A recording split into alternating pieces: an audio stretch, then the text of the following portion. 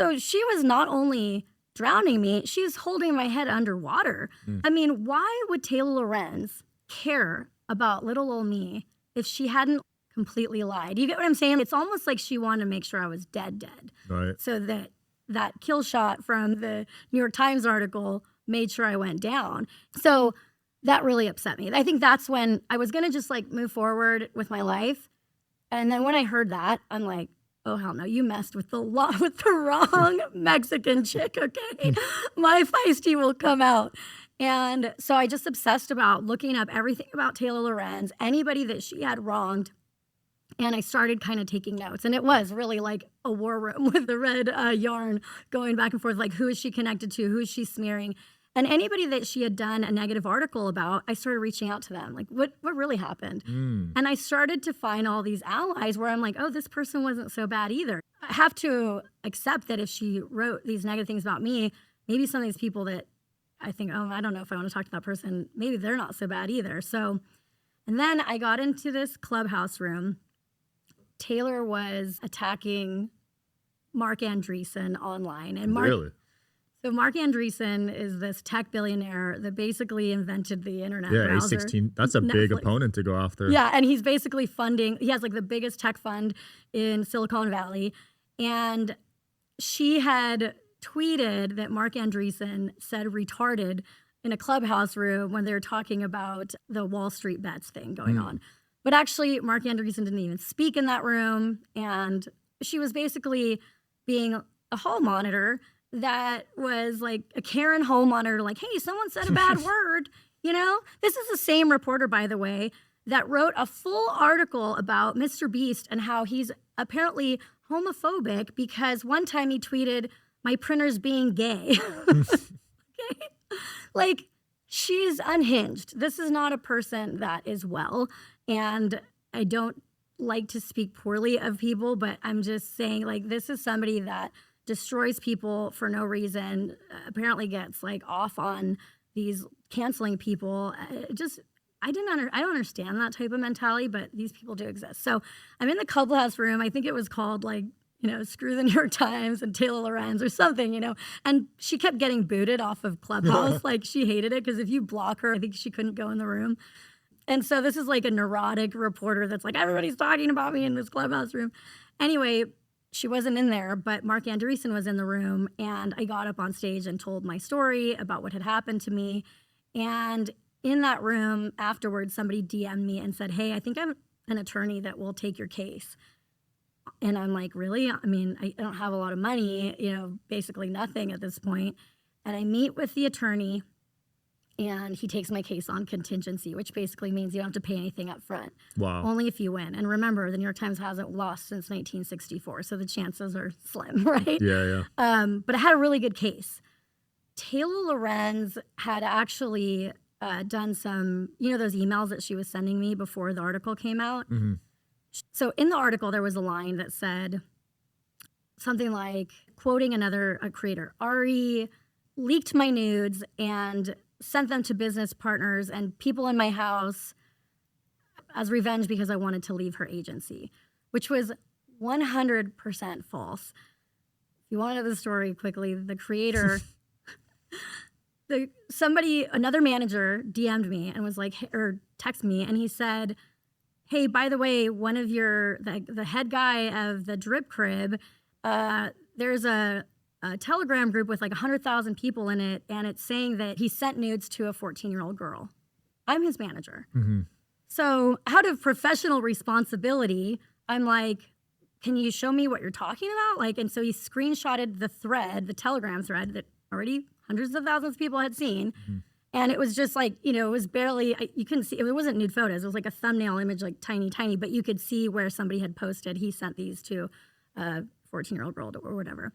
So immediately I screen record that thread with the manager and I send it directly to the guy who was being accused. Yeah. And he goes into a text rant. Oh, my phone got broken into, my iCloud is leaked and leaked my nudes everywhere. He leaked his own nudes. I did nothing. All I did was basically like an HR thing of like, hey, is this true? He said, no, it's not. And then I let my attorney know, and somebody that was in charge of the house is like, hey, heads up, I heard this was going around. That's it. Taylor published in the New York Times, Ari leaked my nudes everywhere, basically. But prior to that, she had asked my attorney, is it true that Ari, blah, blah, blah, leaked these nudes? And my attorney said, absolutely not. And so Taylor wrote in the email, nobody is alleging that Ari leaked nudes publicly.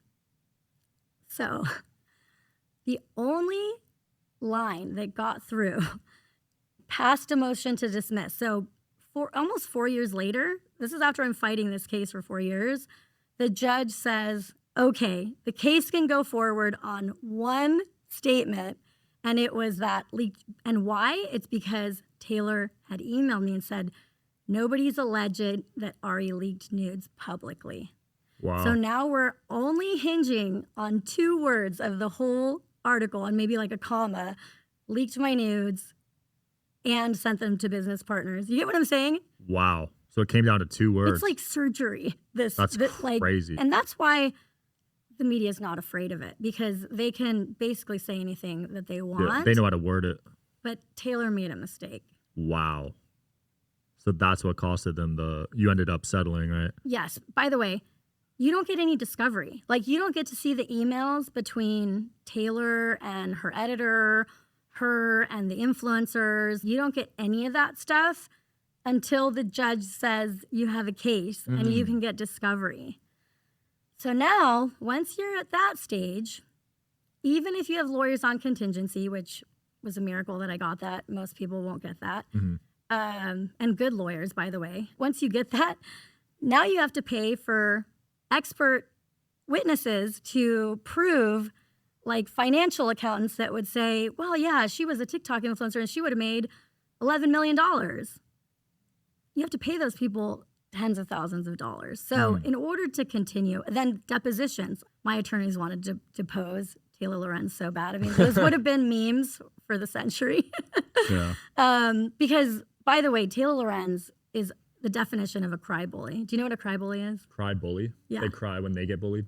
Basically, they're like these people that dish it out, but when they get, held accountable or somebody criticizes them, they cry. Yeah. And Taylor actually famously went on NBC and cried and said, like, oh, I'm getting bullied and it's so unfair and all this stuff when she's like the master bully. She's crying crocodile tears, really. Was that during the United Healthcare stuff? Oh, no, this is like way before then. Oh, okay. Yeah. I know she got a lot of heat for that one, too. Well, because she has a crush on Luigi Mangione. Yeah. She was like, thank God or I don't want to misquote. She might come after me. But yeah, she got a lot of heat for that one. Right. I think Taylor Lorenz just tries to put herself in the news any way she can. I got on Tucker Carlson, and that was like a big deal for getting my story out there after I sued. So one of the ways I got my story was like the actual complaint, right? Because then it says like all the receipts in there. You could I could actually send that to brands and be like, this is what actually happened. But that's really expensive to do that, right? To file a lawsuit. But some of the other ways that I got my case in front of people was shout out to Matt Shoup. He got me on Tucker Carlson.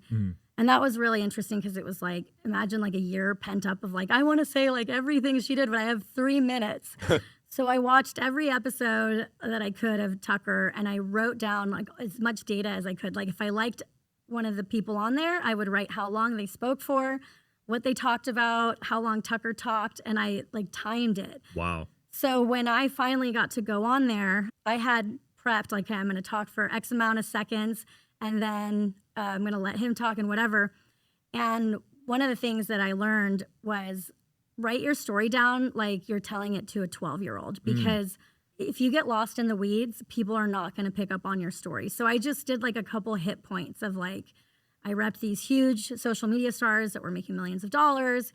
And then Taylor came down with the megaphone of the New York Times and did this to me. And a lot of people ask, what did she say in the story, right? And another good piece of advice that I got was, don't focus so much on the negative stuff. Like I didn't talk about she said I leaked nude photos, because one of the pieces of advice I got was like, imagine you get a Super Bowl commercial and you got 30 seconds. Are you going to spend that time talking about the negative things about you, or she said some false defamatory things, and this is why I'm standing up for myself, and this is why it's not right, and this is why you should join me in standing up. You get what I'm saying? Yeah. Instead of focusing like, oh, she said this about me, and then you're just kind of regurgitating like drama that you don't even want associated to yourself. Mm-hmm. So I felt like I really got down what I wanted, and then I recorded what I wanted to say, and I went to sleep and I would listen to it. And so when it finally came time for that 3 minutes I would get with Tucker, you know, partly him talking, partly me talking, I was so nervous. I had never really spoken publicly, and this is live television, you know, and I didn't even really see his face. You could see like an X marked where you're supposed to look. Halfway through, I think I blacked out, but because I had sort of memorized what I want to say, I like came right back to it and finished. And I just remember leaving the studio and just like bawling my eyes out because I felt like this like release of like, finally, like I just got to say my piece. It's the worst thing in the world when you get canceled. And in my situation, it cost me my business, but some people get canceled way worse, you know, like somebody says that you were inappropriate with somebody or whatever. The point is, if you get canceled, just know that there's a way out of it. I'm glad that I waited till that moment to say everything what I wanted to say because I was measured. I had had time to think about it. I didn't go after these like, you know, young adult teenagers. My clients were over 18. They made it seem like I went after TikTokers because, you know, I call them kids, but to me they were kids. But the point is like, take a beat because I could have maybe said some things I regret in the moment had I come out and done a YouTube video about everything that happened right away. That's where a lot of people, their first reaction is to respond immediately, right? Yeah. Make an apology video or some type of video. Right. And that's when you're reacting too emotionally, so you can't think rationally. Exactly.